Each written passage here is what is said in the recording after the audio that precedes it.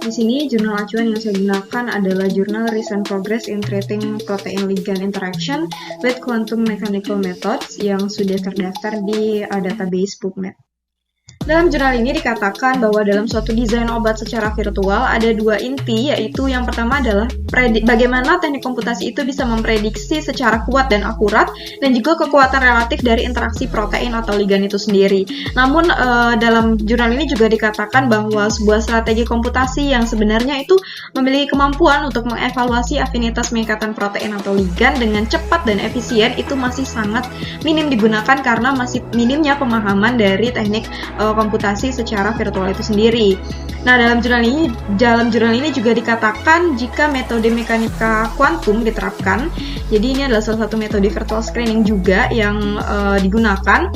Ada beberapa permasalahan yang terletak yaitu pada bagaimana identifikasi dari metode pengikatan yang paling penting karena jumlah mode yang dapat dihitung itu dibatasi oleh daya komputasi dari software yang digunakan.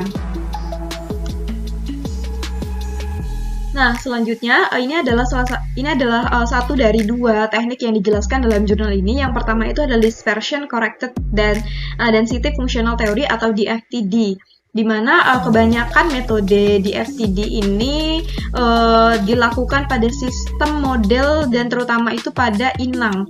Yang contohnya itu adalah salah satunya pada kompleks protein atau ligan yang didominasi oleh interaksi non-kovalen. Nah, kemudian yang kedua itu ada SQMDH, yaitu Dispersion and Hydrogen Bond Corrected Semi-Empirical Quantum Mechanical, di mana pada metode ini sejumlah besar penelitian yang dilakukan saat ini menunjukkan bahwa metode SQMDH ini bekerja hampir seakurat metode yang pertama tadi, yaitu DFTD, untuk berbagai macam sistem yang juga sama, yaitu didominasi oleh interaksi non-kovalen.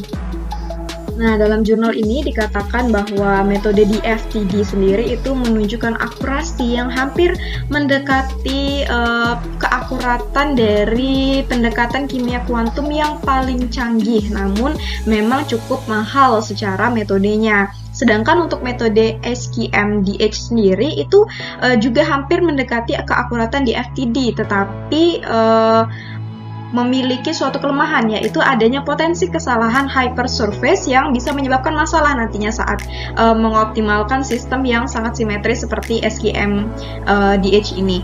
Nah, di mana saat ini metode yang memiliki standar de facto untuk sistem pendekatan kimia kuantum itu sendiri adalah metode DFTD yang didominasi oleh interaksi non-kovalen tadi. Nah, kemudian dalam jurnal ini juga dikatakan bahwa dari mengingat beberapa pertimbangan tadi, yaitu dikatakan bahwa saat ini sangat memungkinkan bahwa metode DFTD yang paling mendekati dari improvement metode kimia kuantum sendiri itu juga akan berdampak besar pada pengembangan pendekatan yang lebih akurat lagi untuk menangani interaksi protein ligan. Begitupun juga dengan metode SQMDH sendiri yang juga hampir mendekati keakuratan dari metode DFTD sendiri.